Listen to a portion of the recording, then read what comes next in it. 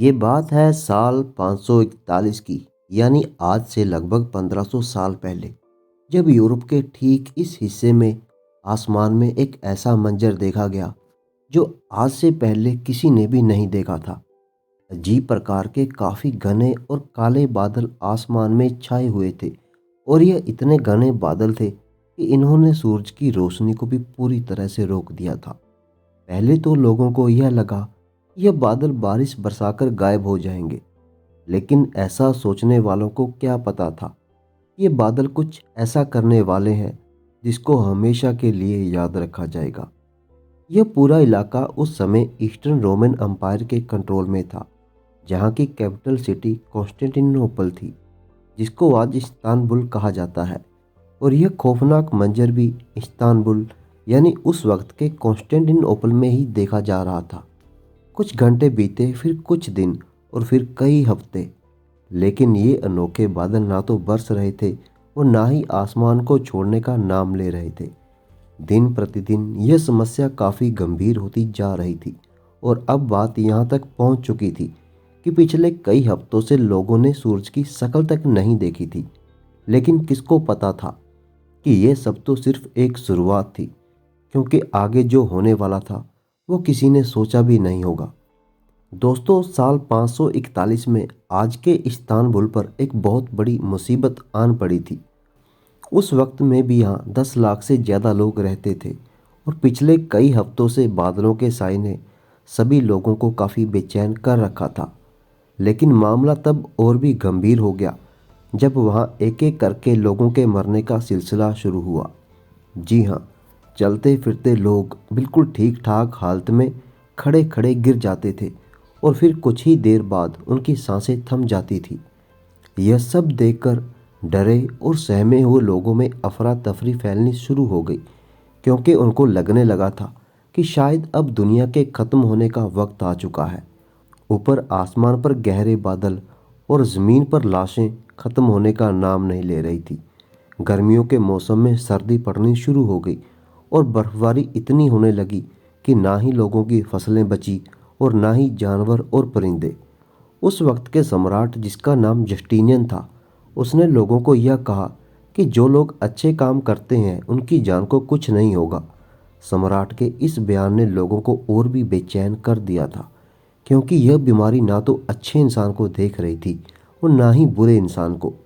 रोज हजारों में लोग मर रहे थे, जिनको एक साथ ही बड़ी बड़ी कब्रों में दफन किया जा रहा था। और नौबत यहाँ तक पहुँच चुकी थी कि यहाँ खाने पीने का सामान भी खत्म होने लगा था। यह पूरा क्षेत्र इस अजीब बीमारी की लपेट में था। आसमान में ये बादल जहाँ भी जाते जा रहे थे, वहाँ ज़मीन पर यह अजीब बीमारी फैलती जा रही थी। दूर दूर तक, जहाँ आज Spain, France, Italy, Greece, Turkey, Morocco, Syria और ईरान मौजूद है, कॉन्टिनेंट का यह पूरा क्षेत्र इसी बीमारी की लपेट में था। किसी को भी समझ नहीं आ रहा था कि इस अजीब आसमानी बीमारी की असल वजह क्या है। लोगों के पास इस बात पर यकीन करने के सिवा कोई दूसरा ऑप्शन नहीं था कि अब दुनिया का अंत आ चुका है। और उनका इस बात पर यकीन और पक्का तब हुआ जब उनका सम्राट खुद भी इस बीमारी का शिकार हो गया। ये बीमारी इतिहास का सबसे पहला रिकॉर्डेड पैंडेमिक था, जिसे आज प्लेग ऑफ जस्टिनियन के नाम से जाना जाता है। पूरे 2 सालों तक चलने वाली इस अनोखी आसमानी बीमारी ने इस पूरे कॉन्टिनेंट का नक्शा ही बदल दिया था। यहाँ तक कि कुछ इलाके तो ऐसे भी थे जहाँ पूरे 2 सालों तक सूरज निकला ही नहीं था, लेकिन किसी को भी ये सब की असल वजह पता ना चल सकी। काले बादलों का खौफनाक साया, गर्मी के मौसम में बर्फबारी होना, फसलें, जानवर और परिंदों के साथ साथ इंसानों का मर जाना इस बात की निशानी थी कि यहाँ कुछ तो ऐसा ज़रूर हुआ था जो किसी भी हालत में नॉर्मल तो नहीं था। लेकिन अब जाकर उस घटना के लगभग 1500 साल के बाद 2013 में आखिरकार साइंटिस्ट और एक्सपर्ट्स ने इस खौफनाक आसमानी बीमारी की असल वजह का पता लगा लिया है। लाखों लोगों की जान लेने वाली इस बीमारी का राज इस्तांबुल से 5000 किलोमीटर दूर ग्रीनलैंड में छुपा है। एक्सपर्ट्स की एक छोटी टीम ईस्टर्न ग्रीनलैंड पहुंची। ग्रीनलैंड का मौसम ऐसा है कि यहाँ पर पड़ने वाली बर्फ कभी नहीं पिघलती। यहाँ पड़ने वाली बर्फ़ हवा में मौजूद पार्टिकल्स को भी अपने साथ ज़मीन पर ले आती है। यानी अगर माहौल में डस्ट होगी तो वो स्नोफॉल के साथ नीचे ज़मीन पर आ जाएगी। एक्सपर्ट्स का मानना है कि यह बर्फ़ के नीचे पिछले 1 लाख सालों का क्लाइमेट डाटा अभी तक मौजूद है। हर साल ग्रीनलैंड में जो बर्फ़ पड़ती है वो लेयर्स में एक दूसरे के ऊपर जमा होती रहती है।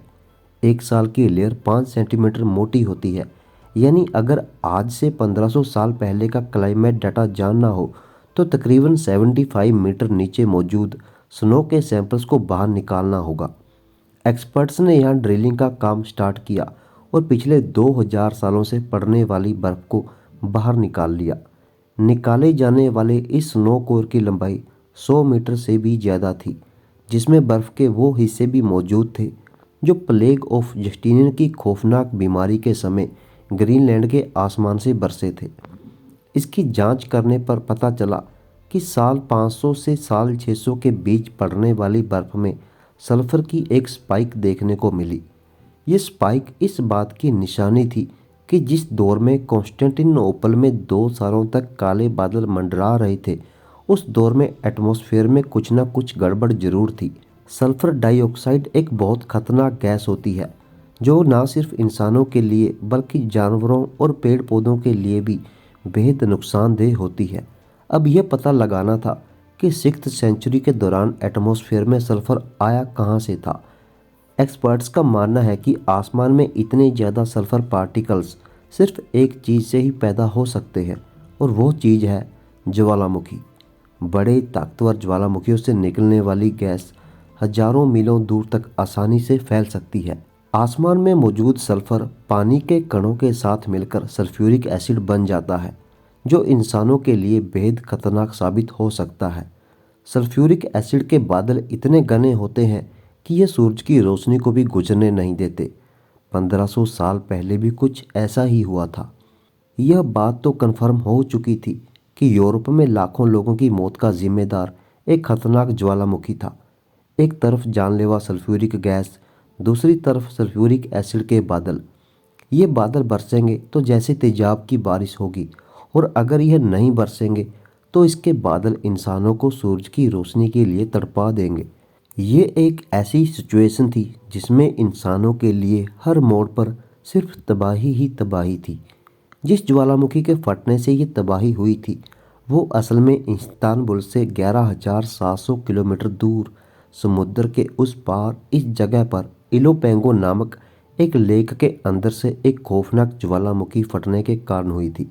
और उसकी जीती जागती मिसाल ये पहाड़ है।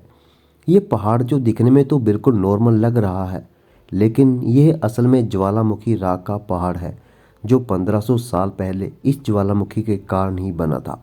अगर वीडियो अच्छी लगी तो एक लाइक और चैनल को सब्सक्राइब जरूर कर लें। हमें आप लोगों के सपोर्ट की बेहद ज़रूरत है। धन्यवाद।